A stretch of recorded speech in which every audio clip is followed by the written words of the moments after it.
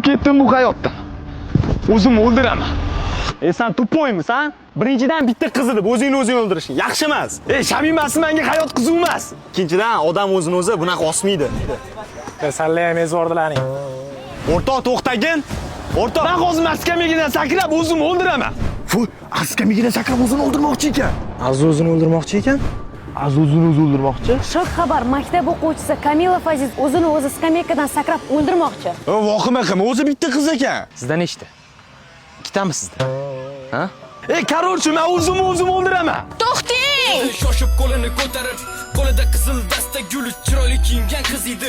To'xtashim bilan mashinamga o'tirib olib dedi. Esimdan chiqmaydi, ko'z oldimda yig'lagan 15 ta kamchita hayotdan ko'z yumgan.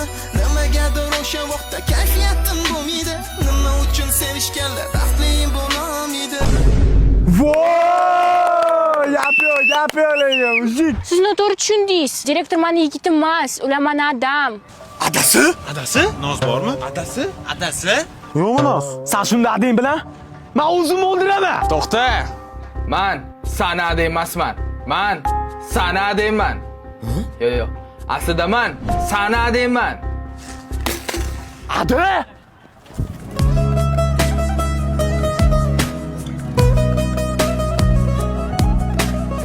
Nimalar bo'lyapti?